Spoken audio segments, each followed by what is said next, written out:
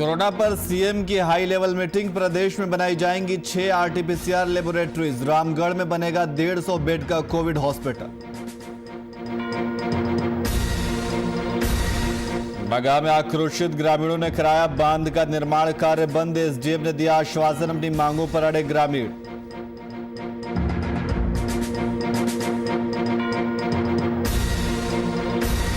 सहरसा में जमीनी विवाद में पकड़ा तूल, दो पक्षों में हुई गोलीबारी, आरोपी गिरफ्तार।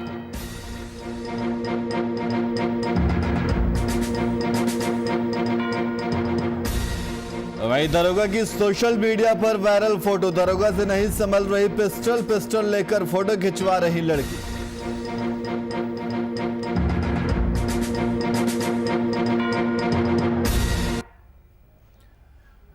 नमस्कार, मैं नियाज खान और आप देख रहे हैं वीआईपी न्यूज। अब सीधे रुख करते हैं खबरों की ओर। बिहार सरकार के उद्योग मंत्री शहनवाज हुसैन ने पश्चिम बंगाल के सीएम ममता बनर्जी को तंज किया है। शहनवाज ने कहा कि 2 मई के बाद दीदी को मुख्यमंत्री में जितनी तनख्वाह मिलती है उससे ज्यादा पेंटिंग कर कमा लेंगे, लेकिन नुकसान अभिषेक को होगा क्योंकि जो कमाई आती थी वो उनकी बंद हो जाएगी। और साथ ही उन्होंने कहा कि टीएमसी पर तंज कसते हुए कि सरकार मां माटी मानुष के नाम पर आई थी, लेकिन अब जनता ठगा महसूस कर रही है। जितना तनख्वाह उसको मुख्यमंत्री में मिलता है उससे ज्यादा दीदी पेंटिंग करके कमाएगी। हाँ, वो जो अभिषेक को नुकसान होगा कि जो इनकम आता है वो इनकम बंद हो जाएगा। हम लोगों ने पहले कहा कि दीदी दीदी नहीं रही, पीसी बन गई है, बुआ बन गई। वो भी सिर्फ अभिषेक की बुआ। बंगाल की जनता को जो माँ माटी मानुष के नाम पे आई थी, आज ठगा हुआ सा महसूस कर रही है।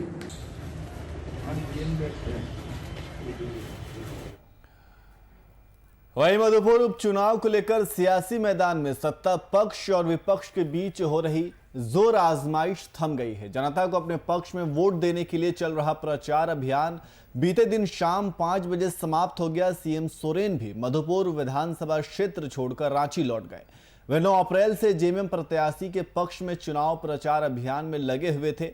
और आपको बता दें कि मधुपुर विधानसभा क्षेत्र में 17 अप्रैल को मतदान होना है। इस सीट के लिए जेएमएम प्रत्याशी के तौर पर अल्पसंख्यक कल्याण मंत्री और स्वर्गीय हाजी हुसैन अंसारी के पुत्र हफीजुल हसन और बीजेपी प्रत्याशी गंगा नारायण सिंह के बीच सीधा मुकाबला है। 2 मई को मतगणना के बाद परिणाम घोषित किए जाएंगे। यादव जी भी हैं और माननीय हमारे पूर्व विधायक लोग, काफी सारे लोग हैं। सभी लोग को आप लोग के बीच में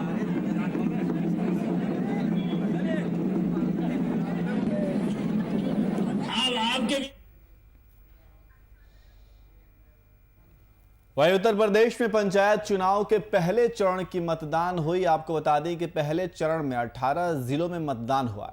इस दौरान प्रयागराज के बाबूगंज में फर्जी मतदान को लेकर कहासुनी देखने को मिली है, जहां पर 2 पक्षों के बीच जमकर पत्थरबाजी हो गई। 2 लोग घायल हो गए। घटना की सूचना पर पुलिस पहुंची और मामले को शांत कराया है।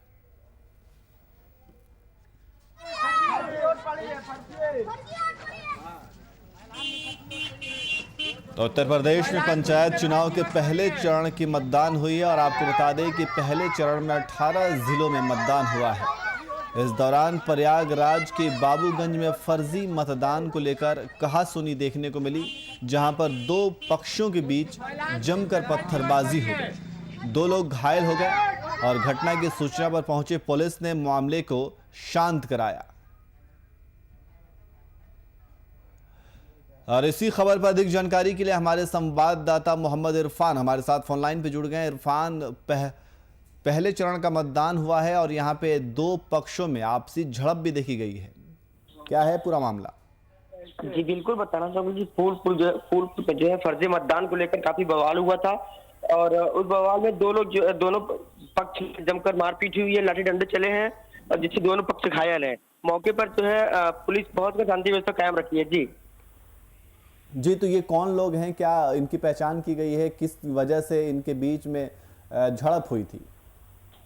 जी बिल्कुल, बताना चाहूंगा आपको सबसे बड़ी और अहम जानकारी की फर्जी तरीके से वोटर आईडी इन्होंने बनाकर और फर्जी वोटर आईडी का सहारा लेकर जो है फर्जी मतदान की जा रही थी, जिससे जो है ग्रामीणों में काफी आक्रोश भरा हुआ था।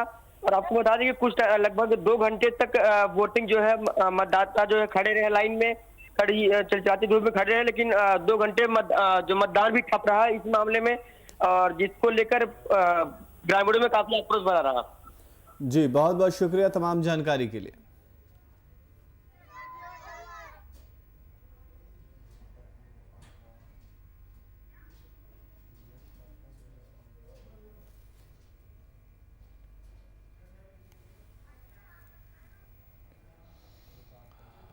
वहीं कोरोना का संक्रमण लगातार बढ़ता जा रहा है। वहीं शाहजहांपुर में कोरोना संक्रमण में हो रही बढ़ोतरी को देखते हुए जिला प्रशासन ने नाइट कर्फ्यू लगा दिया है। वहीं लोगों से नियमों का पालन कराने के लिए जनपद के डीएम, एसपी और एडीएम ने मोर्चा संभाला है। मोर्चा संभालते हुए देर रात खुली कई दुकानों को बंद कराया गया। वहीं एसपी ने आम जनता से कोरोना गाइडलाइन का अनुपालन करने की अपील भी की। संक्रमित हैं वर्तमान में, तो एक ये पॉलिसी मैटर था कि जहां भी 500 हो जाए वहां रात्रि की निषेधाज्ञा लागू कर दी जाए, सो दैट अनावश्यक रूप से आदमी अपने घरों से बाहर ना निकले। साथ साथ में अभी यहाँ पंचायत के चुनाव भी होने हैं, इस लिहाज से भी ये ज़रूरी है कि गांव में ही, शहर में तो ही है, गांव में भी लोग इसका पालन करें, घरों से बाहर कम निकलें, बहुत ज़रूरी काम हो तभी निकलें। रात 9 बजे से अनावश्यक आवागमन और दुकानों का खुलना पीड़ित बढ़ते जा रहे हैं। तो आप तस्वीरों में देख सकते हैं कि किस तरीके से पुलिस द्वारा अनाउंसमेंट किया जा रहा है कि रात के 9 बजे के बाद जो आवागमन है वो बंद कर दिया जाएगा, यानी कि नाइट कर्फ्यू लगा दी जाएगी। तो ये फैसला कोरोना संक्रमण के फैलते हुए केसेस के बाद लिया गया है। जिला प्रशासन ने नाइट कर्फ्यू लगा दिया है। लोगों से नियमों का पालन करने की अपील भी की गई है। आप तस्वीरों में देख सकते हैं कि किस तरीके से पुलिस प्रशासन लगातार अनाउंसमेंट के ज़रिए लोगों को जागरूक कर रही है और लोगों से ये गुजारिश कर रही है कि वो रात को घर से बाहर ना निकले, अनावश्यक घर से बाहर ना निकले। नाइट कर्फ्यू का ऐलान किया गया है। सारी दुकानें बंद करा दी गई हैं। डीएम, एसपी और एडीएम ने ये पूरा मोर्चा संभाला है। तो लोगों से नियमों का पालन करने की अपील की गई है, उनसे गुजारिश की गई है ताकि वो लोगों द्वारा कोरोना गाइडलाइन के नियमों का पालन किया जाए, ताकि बढ़ते कोरोना संक्रमण पर काबू पाया जा सके। तो जिस तरीके से लगातार कोरोना के मामले अब बढ़ते जा रहे हैं, ये कोरोना का दूसरा स्ट्रेन जिस तरीके से लगातार फैलता जा रहा है, उसको ध्यान में रखते हुए अब ज़िला प्रशासन सतर्क नज़र आ रही है। नाइट कर्फ्यू का ऐलान किया जा रहा है और हर गली चौराहे पर प्रशासन द्वारा सावधानी बरते जाने की अपील की जा रही है। लोगों से अनाउंसमेंट के ज़रिए लोगों को बताया जा रहा है कि वो अनावश्यक घर से बाहर ना निकले और कोरोना के गाइडलाइन का पूरी तरीके से पालन करें।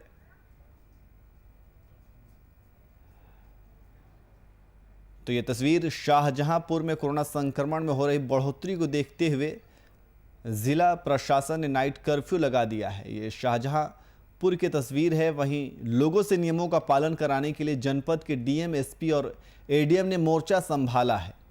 मोर्चा संभालते हुए देर रात खुली कई दुकानों को बंद कराया गया है। वहीं एसपी ने आम जनता से कोरोना गाइडलाइन का अनुपालन करने की अपील की है।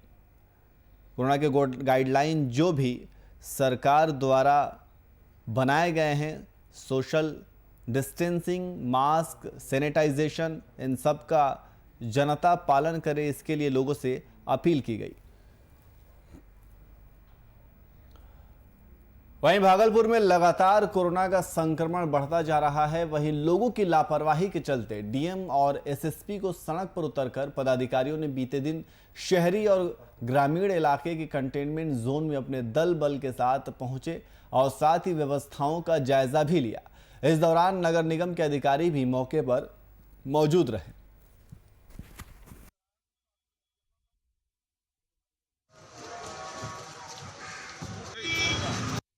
भ्रमण कर रहे हैं, इससे पहले भी हम लोगों ने किया था। तो कंटेनमेंट जोन के भ्रमण के क्रम में हम लोग ये देख रहे हैं कि जो प्रोटोकॉल है उसका फॉलो हो रहा है कि नहीं हो रहा है। लोगों से फिर अपील हम लोग लगातार ये कर रहे हैं कि लोग घरों में ही रहें, जहाँ केसेस मिल रहे हैं वहाँ लोग अपनी टेस्टिंग भी कराएं। और जो काफ़ी संख्या में भागलपुर शहर में खास करके हम लोगों को कोरोना के मरीज़ पिछले कई दिनों में मिले हैं, तो सारी एहतियात बरती जा रही है। और जिनकी तबीयत ज़्यादा ख़राब हो रही है या सिम्टम नज़र आ रहा है, वो इमीडिएटली जो हम लोगों का अस्पताल है, सदर अस्पताल में हम लोगों ने व्यवस्था कर रखी है, हम लोगों के मायागंज अस्पताल में व्यवस्था है, वहाँ जा कर के इमीडिएटली भर्ती करें।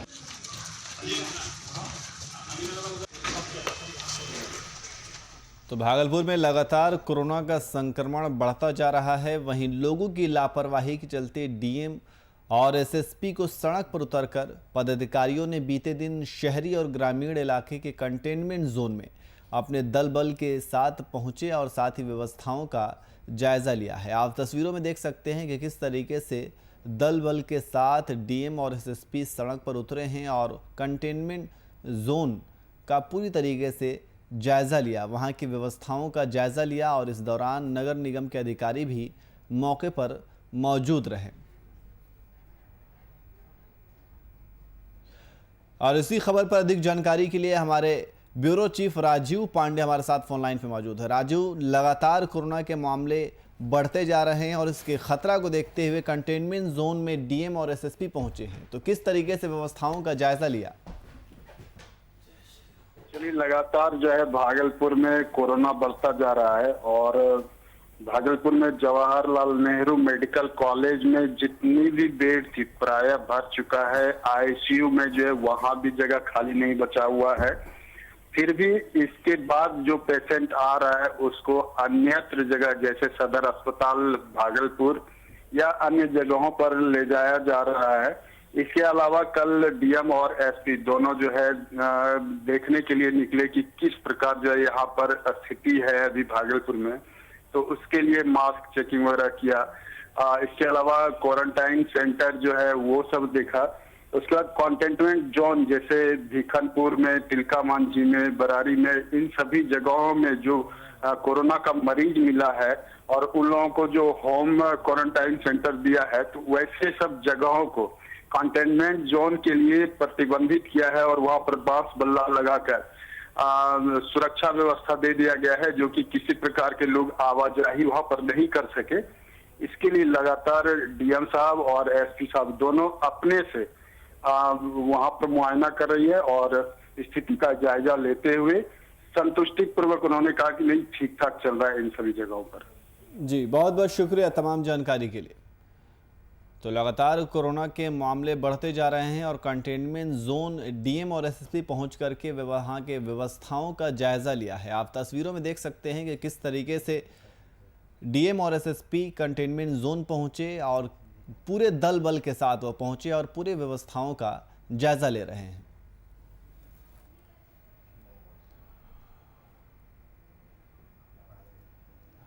वहीं पश्चिम चंपारण जिले के बगहा ब्लॉक में ग्रामीणों का आक्रोश देखने को मिला, जिस दौरान ग्रामीणों ने बांध निर्माण कार्य को बंद कराया। बता दें कि ग्रामीणों ने बगहा एसडीएम शेखर आनंद और राज्यसभा सांसद सतीश चंद्र दुबे के साथ बैठक अपनी मांगों को रखा। वहीं ग्रामीणों का साफ तौर पर कहना है कि जब तक उनकी मांगें पूरी नहीं होती तब तक निर्माण कार्य बाधित ही रहेगा। उसका प्रपोजल भेजा गया है, हम लोग प्रयास करेंगे अगले साल के लिए प्रोजेक्ट पास होकर और काम भी शुरू हो जाए। अभी क्या निर्णय लिया गया सर? अभी तो निर्णय यही हुआ है कि कुछ पब्लिक का डिमांड, कुछ सरकार की तरफ से समझौता करके और काम को शुरू कराना है। जो जो इन लोगों की आवश्यकताएं की चीजें थी सबको माना गया और सबको काम करवाने की वो अपने सुचारू ढंग से काम शुरू कब से किया जाएगा? काम शुरू कब से किया जाएगा? काम कल से शुरू हो जाएगा सर। इसका समय सीमा भी निर्धारित की गई है। समय सीमा 15 मई तक है किसी भी बाढ़ वर्ग का। जी ठीक है।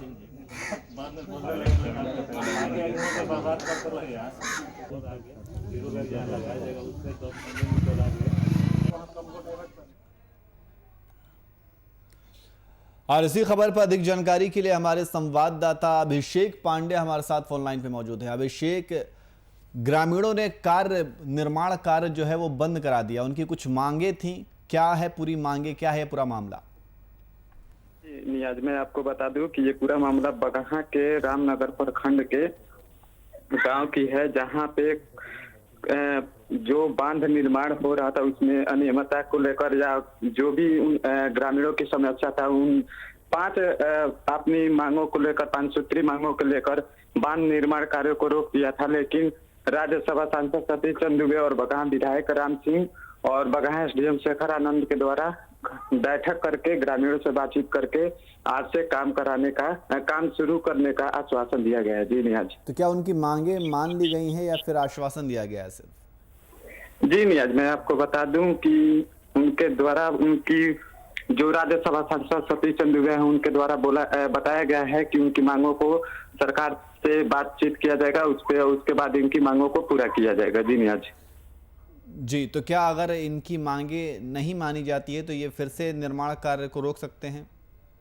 जी सर, जी नियाज मैं आपको बता दूं कि ग्रामीणों का कहना है कि जब तक हमारी 5 सूत्री मांगे पूरी नहीं की जाती है तब तक कार्य शुरू नहीं किया जाएगा। लेकिन बगहा एसडीएम शेखर आनंद ने कहा है कि इनकी मांगे पूरी की जाएगी और जल्द से जल्द कार्य को शुरू किया जाएगा और इसका अंतिम तिथि 15 मई तक है। उसके अवधि तक ही कार्य को पूरा कर लिया जाएगा। जी नियाज। जी अभिषेक, बहुत बहुत शुक्रिया तमाम जानकारी के लिए।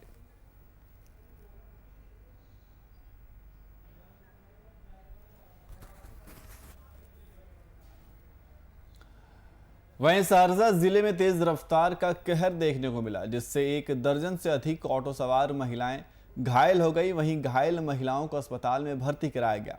घटना जिले के बिहरा थाना क्षेत्र का है, जहां बीते रात ऑटो और मोटरसाइकिल में जबरदस्त टक्कर हो गई। टक्कर इतनी भयावह थी कि ऑटो पलट गई। वहीं दुर्घटना के बाद ऑटो चालक मौके से फरार है। कोरोना संक्रमण के खतरे की वजह से घायलों का संपूर्ण इलाज नहीं हो सका। इसके बाद इलाज के लिए घायलों को निजी अस्पताल में भर्ती कराना पड़ा। हम लोग पूजा करके आ रहे थे। कहाँ से? बंदेवी मंदिर से, सिहोल का जो बंदेवी मंदिर है वहाँ से हम लोग पूजा करके आ रहे थे। आते टाइम गाड़ी में मोटरसाइकिल और गाड़ी की टक्कर हो गई। उसमें गाड़ी पलट गया, 3 बार पलटे खाया, 2 बार में कुछ नहीं हुआ, तीसरे बार में नदी के पास जाके गिरी, गाड़ी में आग लग गई। ये गाड़ी कहाँ पर? पेट्रोल पंप के पास, सिहोल में के पेट्रोल पंप है ना, वहाँ पे वहीं पे हुआ था ये घटना। उसके बाद ड्राइवर भी भाग गया, वो तो उसने कुछ नहीं किया। फिर मैंने, सब बेहोश हो गए तो मैं बस होश में थी, तो मैंने पापा को फ़ोन किया, एम्बुलेंस को फ़ोन किया, सब आए। फिर इन लोगों को एम्बुलेंस में बिठाया मैंने अकेली।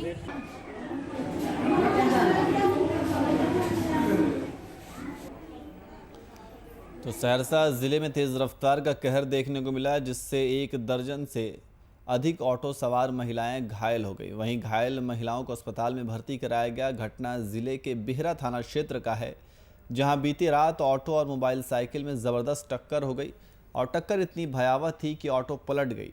वहीं दुर्घटना के बाद ऑटो चालक मौके से फरार है और कोरोना संक्रमण के खतरे की वजह से घायलों का संपूर्ण इलाज नहीं हो सका है। इसके बाद इलाज के लिए घायलों को निजी अस्पताल में भर्ती करना पड़ा।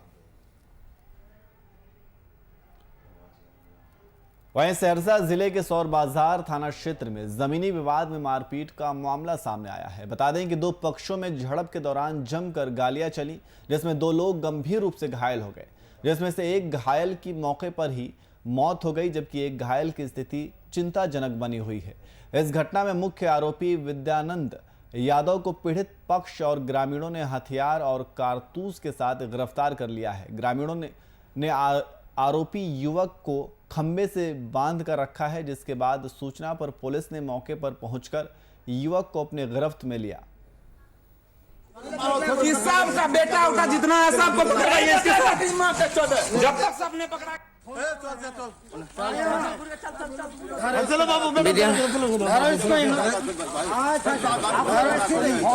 हथियार के साथ पकड़ाया है, देखिए हथियार है ये विद्यानंद यादव। सबका बेटा उठा जितना है सबको पकड़ाइए, जब तक सबने पकड़ा।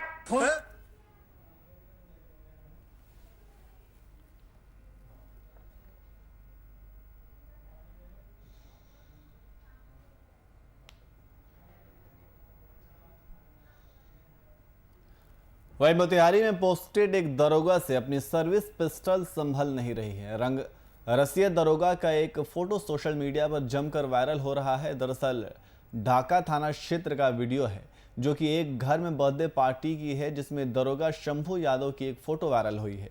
एक फोटो में साफ तौर पर देखा जा सकता है कि दरोगा की सर्विस आर्म्स के साथ बर्थडे गर्ल फोटो खिंचवा रही है, जबकि पिस्टल का सेफ्टी फीता सफेद शर्ट पहने दरोगा जी के पास ही है।